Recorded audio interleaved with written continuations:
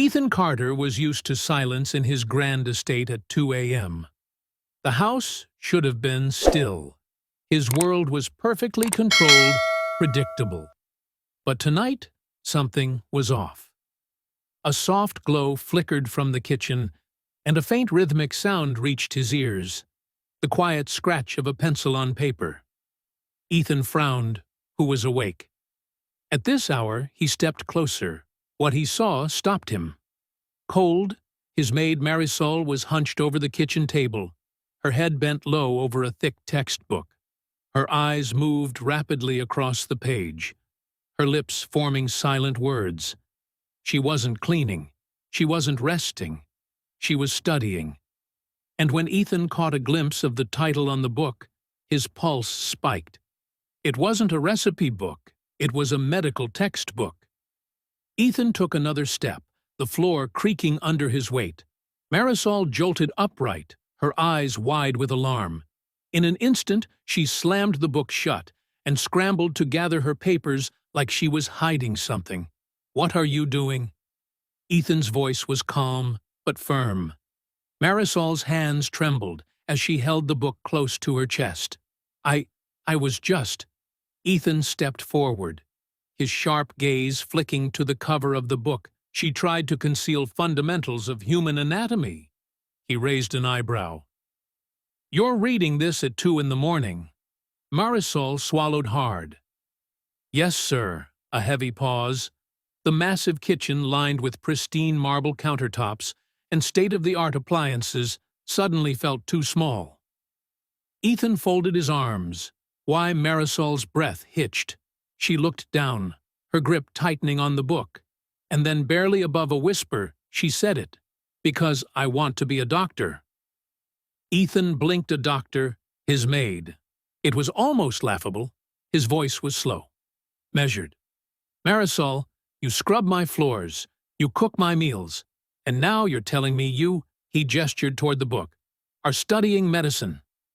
Marisol stiffened. The quiet determination in her eyes didn't waver. "Yes?"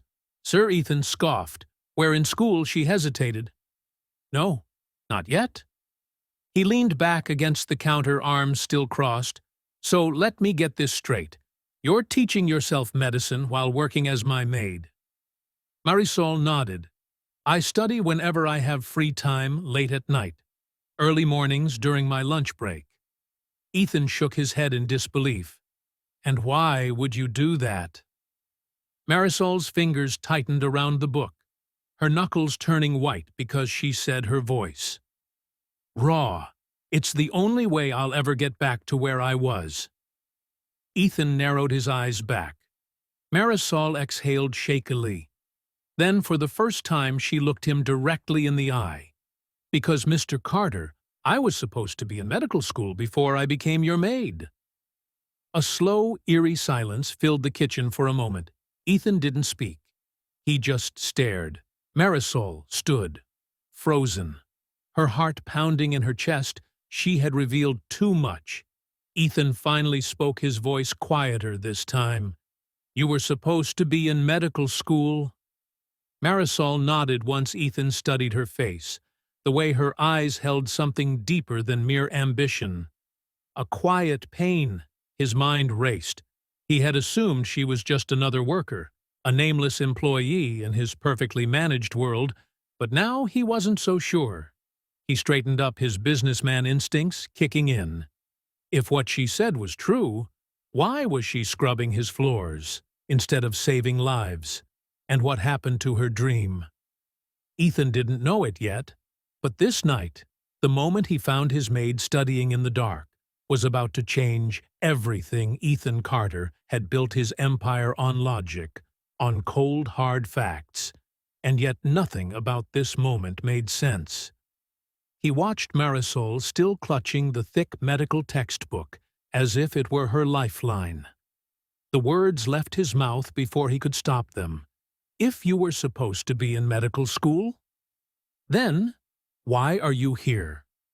Marisol's grip on the book tightened, her shoulders tensed, as if she had been expecting the question, but dreading it at the same time. For a second, she didn't answer. Ethan took a step closer, his voice firmer. You clearly know more than the average person. So why are you working as a maid in my house instead of studying in a university? Marisol inhaled sharply. Then, with a voice barely above a whisper, she said, "Because I had no choice." Ethan Zhu clenched no choice. That was an excuse he had heard before from employees, from failing businessmen, from people who simply weren't willing to fight for what they wanted. And yet, something in Marisol's tone, something heavy, made him pause. She wasn't lying. This wasn't just a dream. She gave up. This was a dream that had been taken from her. Marisol exhaled, setting the book gently on the table. She ran her fingers along the edges, as if the pages held memories she hadn't touched in years. Then she spoke. "I was accepted into medical school in the Philippines," she said quietly. "It was everything I worked for. I studied harder than anyone I knew. I had full financial aid scholarships. I was supposed to become the first doctor in my family." Ethan leaned against the counter, arms crossed, listening. Marisol swallowed, and then "My father had a stroke."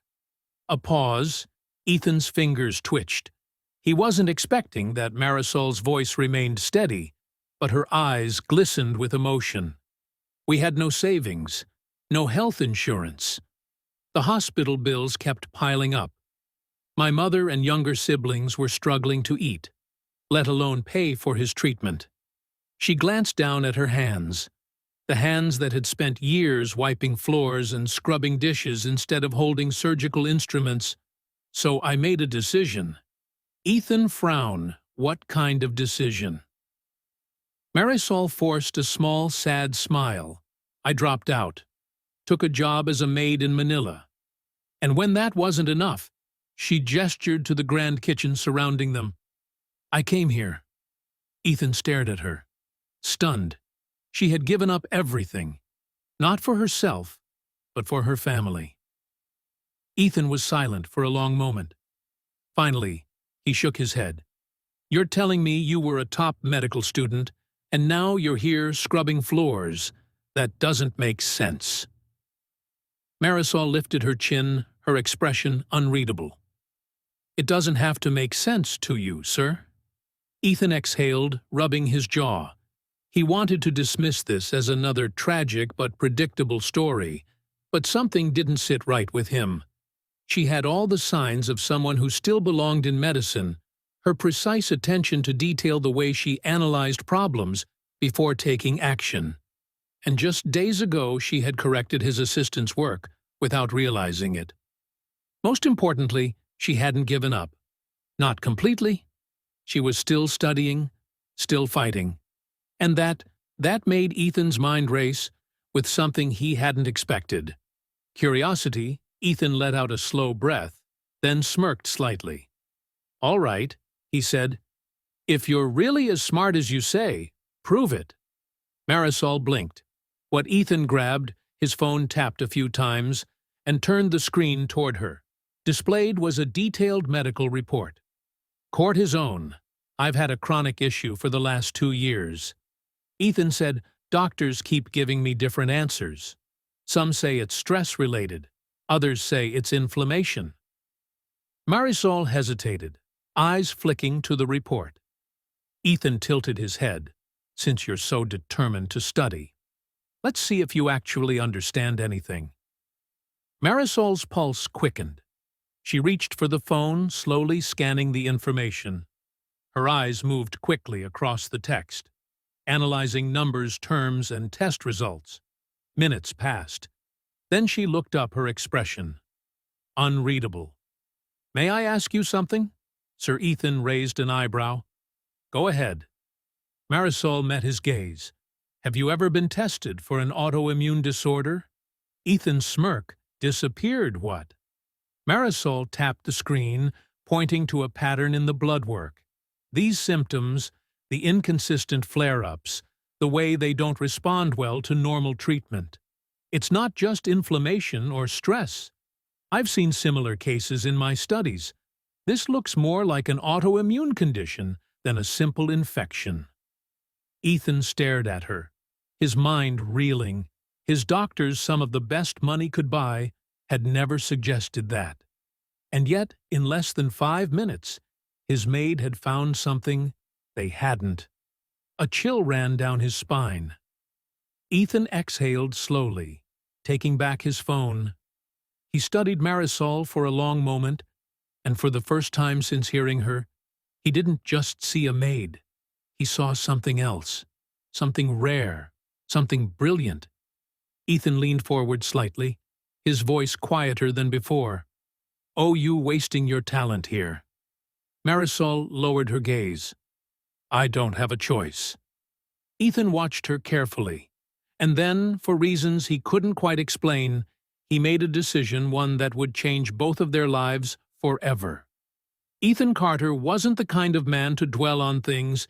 He built his life on action, on making decisions quickly and efficiently. Yet here he was, long after Marisol had retreated to her room, sitting in his office, replaying the conversation in his mind. She was brilliant, that much was obvious, but the story she told him, the sacrifices she had made, he couldn't shake it. He wasn't a sentimental man, but something about her words had struck a nerve. He reached for his phone and tapped out a quick search: medical, dropout Philippines family. Tragedy? Nothing. Then he tried again. Filipino medical student forced to work abroad. Still nothing. He leaned back, rubbing his temple. What was he doing? He had no reason to doubt her, yet he still found himself needing proof. After a long pause, he typed one more thing. Marisol Cruz, medical student. This time, a result popped up. It was an old article buried under years of forgotten news. The headline sent a chill down his spine. Top medical student withdraws unexpectedly. Classmates and professors left in shock. Ethan clicked the link. A grainy photo of a much younger Marisol filled the screen. She was standing in front of a university banner, a bright, hopeful smile on her face. The article detailed her achievements: highest honors, scholarships, awards. Professors had called her a future surgeon in the making. Then, suddenly, she was gone. No explanation. No warning, just gone. The article mentioned rumors. Some said financial problems. Others whispered about a family emergency. But no one knew for sure. Ethan exhaled. It was true. Marisol wasn't just smart. She had been on the verge of greatness. And then she had thrown it all away. Way for her family. He set his phone down, staring blankly at his desk for the first time in years. Ethan Carter, the man who thought he had seen everything, was at a loss for words. The next morning, Ethan watched Marisol move through the kitchen as if nothing had changed.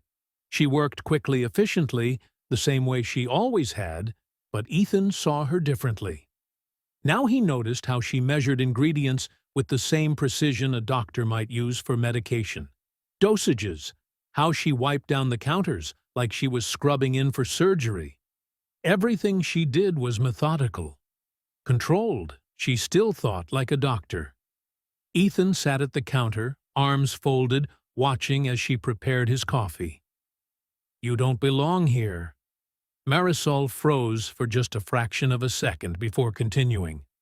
"Excuse me, sir." He leaned forward. "You should be in a hospital, not my kitchen." Her shoulders tensed. "With all due respect, Mr. Carter, I do what I have to do." Ethan's voice was calm but firm. "And what if you did?" She finally looked at him. "What do you mean?"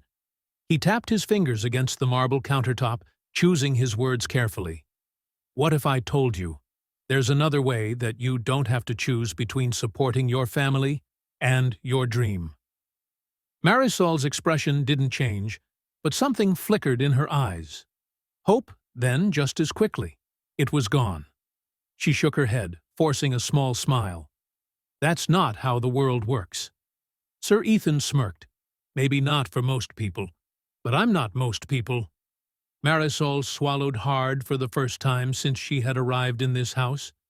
She felt something she hadn't in a long, long time. A chance, a choice, and the terrifying possibility that maybe, just maybe, her life was about to change forever. Ethan Carter wasn't known for getting involved in his employees' lives. He paid well-expected results and moved on, but for the first time in years he found himself distracted by a maid. No less, not because of who she was, but because of what she had been. Marisol was different. She wasn't just another worker passing through his household. She was someone who had been on the brink of something extraordinary, only to be pulled away by forces beyond her control. And that bothered him. He wasn't sure why. Maybe because he had spent his entire life working with the best top executives, financial prodigies, the elite in every industry he knew. Talent when he saw it. And this woman, she didn't belong behind him. Up the thought noted him as he walked into his home office and shut the door. Ethan had no patience for unsolved puzzles. If there was something worth knowing, he found the answer. And right now, Marisol Cruz was a puzzle he intended to solve. He sat at his desk, pulled out his phone, and dialed a number. A voice answered on the other end. Dr. Peterson. John, it's Ethan. A pause, then a chuckle. Carter, to what do I owe the honor? Finally considering my advice on that diet. Ethan smirked, but his voice remained serious. I need your opinion on something medical. The doctor's tone shifted. Go on. I have an employee, Filipino, early 30s, no formal medical degree, but she recognized a pattern in my symptoms that none of my specialists caught. Another pause. That so she suggested an autoimmune disorder. Dr. Peterson let out a low whistle. That's not something a layperson would pick up on easily. Ethan glanced at the closed kitchen door, where Marisol was still going about her morning routine. That's what I thought. There was a beat of silence before Peterson spoke again. You're asking me if she's the real deal, aren't you? Ethan tapped his fingers on his desk. I already know she is. The question is, how do I get her back on the path she should have been on? A short laugh. Well, that's a first, Ethan Carter, playing guardian angel. Don't push it. Peterson sighed. All right, hypothetically, if she really had the foundation and just needs to get back into the system, she'd have to pass equivalency exams. Then she need funding, because med school isn't cheap, even if she gets accepted. Again, Ethan's eyes darkened. Money wasn't the issue. The real issue was whether Marisol would even accept help. I'll figure it out, Ethan muttered. Just don't mention this to anyone. Peterson chuckled. You know me. Discretion is my specialty. But Ethan, why do you care so much? Ethan leaned back, staring at the ceiling. He wasn't sure. Maybe it was because he had spent years surrounded by people who had everything handed to them, yet wasted their potential. And here was a woman who had earned her place at the top, who had fought for it only to be dragged back down by circumstances. She deserved another chance, and for reasons he couldn't quite explain. He was going to give it to her later that evening. Ethan sat in the dining room, finishing the last sip of his bourbon. Across the room, Marisol was wiping down the counters, moving with quiet efficiency. He set his glass down with a soft clink against the table. Sit down. Marisol froze mid-motion. Sir, he gestured to the chair across from him. Sit. She hesitated, but aid folding her hands in her lap. Is something wrong? Ethan studied her carefully. Then, without preamble, he said, if you had the opportunity to go back to school, would you take it? Marisol's breath hitched, her fingers tightened on her apron. I don't know. Ethan's gaze was unwavering. That's not an answer. Marisol swallowed. It's complicated. Make it simple. She inhaled sharply, shaking her head. I can't afford it. And even if I could, I have responsibilities. My family still needs me. My siblings are in school. My mother depends on my support. Ethan leaned forward. What if those weren't issues? Marisol frowned. That's impossible. Hypothetically, Ethan said, voice smooth. If someone offered to cover everything, school expenses, whatever you needed, would you take it? Silence. Marisol's lips parted, but no words came out. Ethan could see it. The war in her mind, the want buried so deep under years of sacrifice that she had convinced herself it no longer existed. He leaned back. That's all I needed to know. She blinked. Sir Ethan stood adjusting his cufflinks. Good night, Marisol. He walked away before she could press further, because now he had everything he needed. It was time to set his plan in motion. The next morning, Marisol moved through the kitchen, trying to ignore the lingering unease from last night's conversation.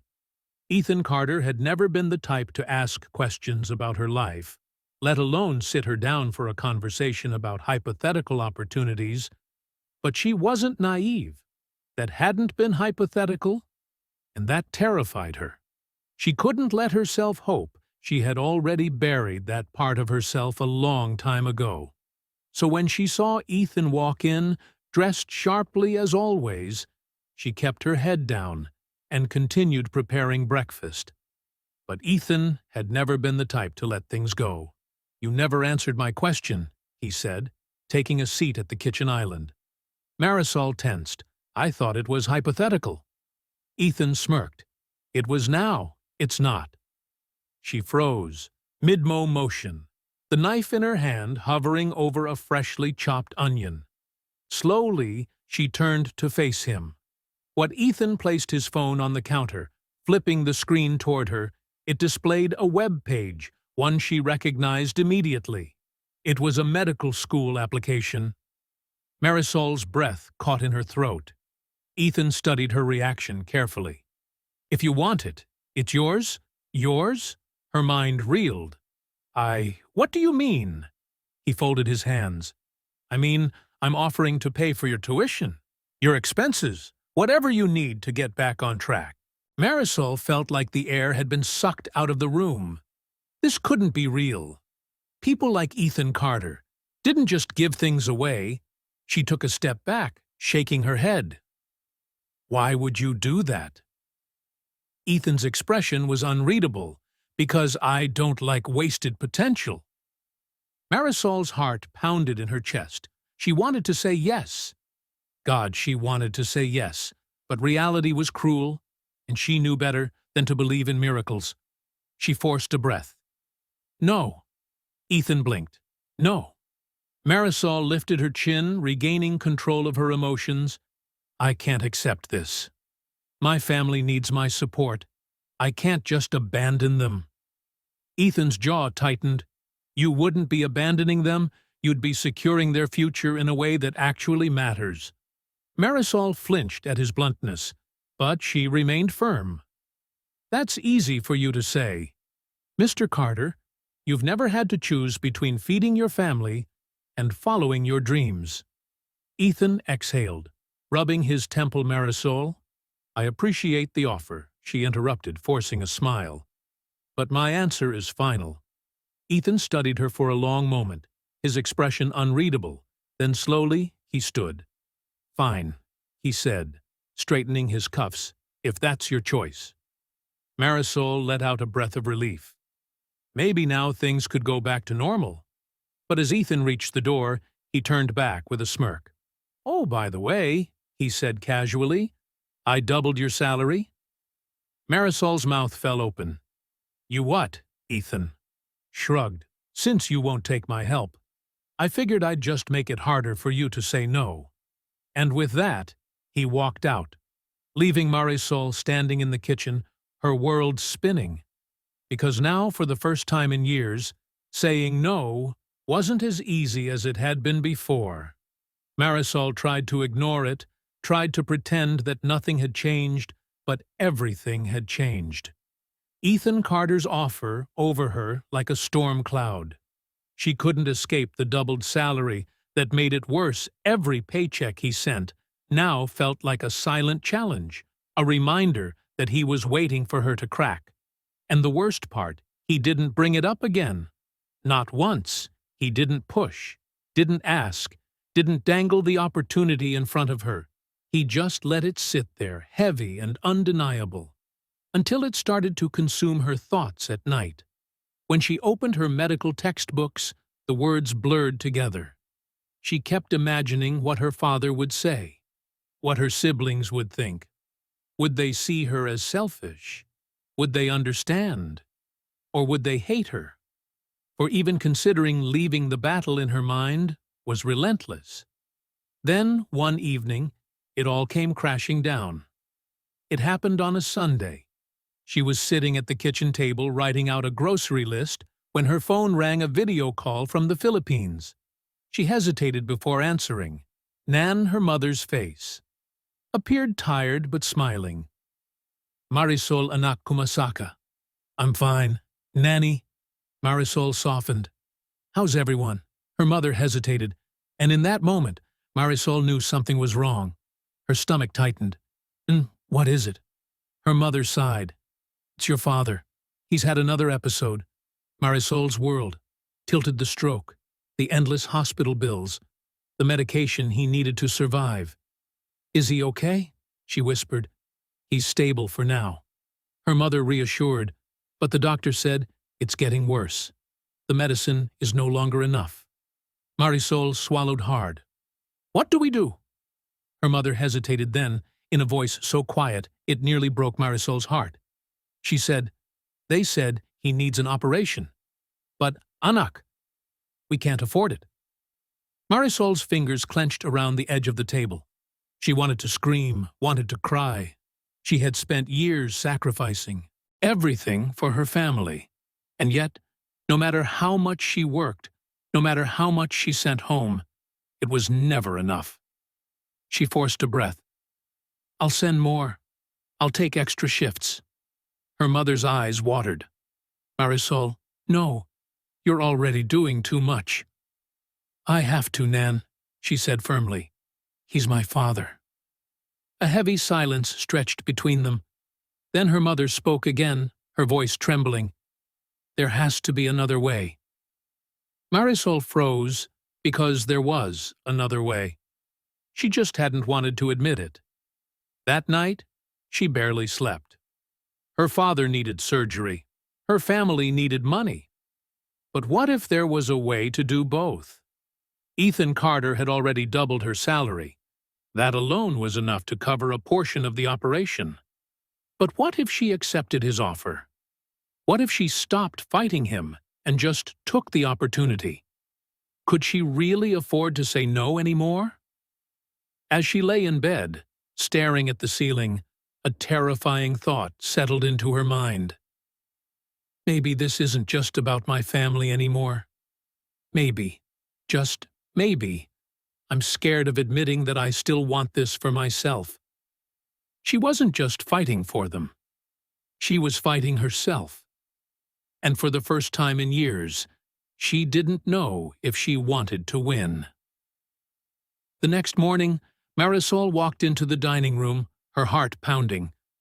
Ethan was there, reading the newspaper, sipping his coffee, as if the weight of the world wasn't crushing down on her. She inhaled sharply. Mr. Carter. He glanced up, raising an eyebrow. Marisol. She gripped the back of the chair across from him, steadying herself. Then, with a voice that trembled just slightly, she said, I want to talk about your offer. Ethan set his coffee down. For the first time in weeks, he smirked. About time. Marisol had never felt this nervous in her life. Not when she first arrived in America. Not when she took on this job as a maid. Not even when she made the heartbreaking decision to leave medical school. But now, as she sat across from Ethan Carter, waiting for him to respond, her heart pounded so hard it felt like it might break through her ribs. He leaned back in his chair, studying her like she was a particularly interesting business deal. You're ready to reconsider? Marisol forced herself to breathe. Yes. Ethan raised an eyebrow. And what changed? She hesitated. The truth was, everything had changed. Her father's condition, the endless burden of responsibility, the realization that no matter how hard she worked, she was only delaying the inevitable. But deeper than that, she had changed. For the first time in years, she had let herself want something, and that terrified her. She swallowed hard. I just realized I don't want to spend the rest of my life wondering what could have been. Ethan's smirk faded. His gaze turned sharp, unreadable. That's the smartest thing you've said since I met you. Marisol exhaled. So, does the offer still stand? Ethan tapped his fingers against the table, pretending to consider it. Then, casually, he said, "Of course. I wouldn't have made it if I didn't mean it." Marisol blinked. Just like that? No gloating? No conditions? She should have felt relieved, but something about the way he said it made her uneasy. "What's the catch?" she asked slowly. Ethan chuckled. "You're sharp. I like that." He took a sip of his coffee before continuing. "The catch, Marisol, is that if you do this, if I put my money into your education, you don't half-ass it. You commit." Marisol clenched her hands in her lap. "I would commit." Ethan leaned forward. "Good, because I don't waste my time on people who quit when things get hard." The words hit harder than she expected. She knew exactly what he was referring to, her dropping out, her running away. And for the first time, she felt the sting of disappointment, not from him, but from herself. She straightened her back. "I won't quit." Ethan studied her, searching for any sign of doubt. When he found none, he nodded. "Then we start immediately." Marisol blinked. "Wait, you mean now?" He smirked. "That's how life-changing decisions work, Marisol. You don't ease into them. You jump." Marisol let out a shaky breath. This was it. She was finally jumping. The next few weeks were a blur. Ethan wasted no time pulling strings. He connected her with medical advisors, helped her enroll in an equivalency program, and, true to his word, covered all the expenses. Marisol tried to balance her job while studying, but Ethan had none of it. "You work for me, remember?" he had said. "And right now, your job is to study." It was overwhelming, exciting, terrifying. Every night, she buried herself in textbooks, taking practice exams until her eyes burned. She had expected to struggle. After all, it had been years since she had studied medicine. But something shocking happened. She hadn't forgotten. The knowledge was still inside her, buried under years of doubt. And now, as she unlocked it, she realized something powerful. She wasn't just doing this for her family anymore. She was doing it for herself. Then, one night, everything changed. Ethan was hosting a private event at his estate. Wealthy executives, doctors, and business moguls filled the grand hall, sipping expensive wine and exchanging empty conversations. Marisol had planned to stay in her room, but Ethan had insisted she attend. "You need to start networking," he had said. "The right people can open doors for you." Marisol didn't argue. She was too focused on making a good impression, on soaking up every bit of information she could. Then, amid the laughter, the clinking glasses, the soft hum of music, someone collapsed. A man in his 60s clutched his chest, gasping for air. The crowd froze. Someone screamed. And before anyone could react, before the paramedics could arrive, Marisol moved. She didn't hesitate. She didn't think. She acted. Pushing through the stunned onlookers, she dropped to her knees beside the man. "Sir, can you hear me?" Her voice was calm, steady. She checked his pulse, felt his skin growing clammy under her touch. His breathing was erratic, his fingers clawing at his shirt, his chest rising and falling unevenly. A heart attack. No time. "Somebody call 911, she ordered. A woman fumbled for her phone. Others stood frozen, their wealth and power useless in the face of real danger. Marisol tore open the man's shirt, pressing her fingers against his sternum. He needs CPR. She didn't wait for permission. She began chest compressions, counting under her breath, forcing oxygen through his failing body. Someone muttered in disbelief. "Who is she?" A man tried to pull her back. "Let the professionals handle this." She shot him a glare. "If we wait, he'll die." The room fell silent. Ethan stood in the corner, watching everything unfold with an unreadable expression. Marisol kept going, sweat forming on her brow. She refused to stop. And then the man sucked in a ragged breath. A heartbeat. The paramedics burst through the doors, pushing a stretcher forward. They took over, stabilizing the man as Marisol fell back, breathless. One of the paramedics turned to her. "Are you a doctor?" Marisol hesitated. Ethan stepped forward before she could answer.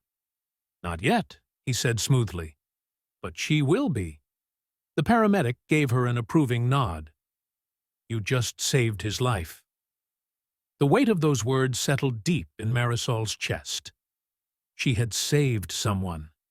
For the first time in years, she wasn't just studying medicine. She was medicine. And at that moment, as she met Ethan's gaze across the room, she realized she had never been more certain of anything in her life. The next morning, the house was quiet. Marisol sat by the window, staring out at the vast garden, her hands wrapped around a cup of tea. She had saved a life last night. The weight of it was still settling in. It wasn't the first time she had used her medical knowledge since leaving school, but this was different. It wasn't a theory in a textbook or a late-night study session. It was real. A man had lived because she acted, because she knew. A soft knock on the door pulled her from her thoughts. "Come in." Ethan Carter stepped inside, his usual unreadable expression in place. He studied her for a moment before speaking. "You did well last night." Marisol exhaled. "I just did what needed to be done." Ethan smirked. "That's what doctors do." She blinked at him. "Doctors, not maids, not housekeepers. Doctors." Her fingers tightened around her cup. "I'm not there yet." Ethan tilted his head. "You will be." He walked over, setting a thick envelope on the table in front of her. Marisol frowned. "What's this?" "Open it." Slowly she picked it up, peeling back the flap. Inside were papers, a letter. She skimmed the first few lines, and her breath caught. It was an official acceptance letter, a direct pathway into medical school. Her stomach flipped as she scanned further. The tuition was covered. The living expenses were secured. The program had been expedited. Ethan Carter had set everything in motion. She lifted her gaze, heart pounding. How did you—" Ethan waved a hand. "I told you, Marisol. I don't waste my time on people who quit." Her throat tightened. This was real. She had dreamed about this moment for so long, had imagined how it would feel. But now that it was happening, she wasn't sure if she was ready. Ethan must have sensed her hesitation because he sighed, sitting across from her. "You're thinking about your family." She nodded slowly. He leaned forward, resting his elbows on his knees. "Marisol, your father's surgery is covered. Your mother and siblings, they'll be fine. I made sure of it." Her eyes widened. "You?" He shrugged. "Consider it an investment. You're going to be a damn good doctor one day, and I'd rather not have anything holding you back." Marisol's hands trembled. For so long, she had carried the weight of responsibility alone.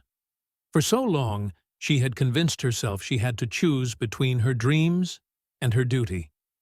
But now, for the first time in her life, she didn't have to choose. A lump formed in her throat as she whispered, "I don't know how to thank you." Ethan smirked. "You can start by making sure I don't drop dead at one of my own parties." A laugh bubbled up in her chest, unexpected and raw. Ethan watched her, something softer in his gaze. "You deserve this, Marisol. Take it." Her fingers tightened around the letter. For years, she had been afraid to dream again. But as she sat there, holding the key to her future in her hands, she realized something. She wanted this, and this time, she wouldn't run from it. She looked up at Ethan, her voice steady. "I will." Years later, the hospital lights buzzed softly overhead as Marisol adjusted her white coat. It still felt surreal, the crisp fabric against her skin, the weight of her new title, Doctor Marisol Cruz. She had done it. After years of sacrifice, of struggle, of doubt, she had made it back. A soft knock at her office door made her turn. Ethan Carter stepped inside, looking almost exactly the same, except for a hint of gray at his temples. "You still working late, Doctor?" he teased. Marisol smirked. "Old habits die hard." Ethan handed her a file. "Well, your first official patient is waiting. Try not to let them die on your first day." She rolled her eyes, shaking her head. "No pressure, huh?" Ethan's expression softened. "I'm proud of you, Marisol." She swallowed hard. He had given her a chance when no one else had. He had seen what she had forgotten in herself. And now, standing here in her office, in a white coat with her name embroidered across the chest, she finally saw it too. She had reclaimed her dream. And this was only the beginning. Life has a strange way of bringing us back to the paths we were meant to walk. For Marisol, it took years of sacrifice, an unexpected opportunity, and the belief of one man who refused to let her potential go to waste. But in the end, she had to make the choice. And now, she was exactly where she was meant to be. What about you? Have you ever had to give up a dream? Or maybe, just maybe, is there still time to chase it again? Let us know in the comments below. And if you enjoyed this story, don't forget to like, subscribe, and hit the notification bell for more inspiring stories from Let's Telling a Story. Until next time.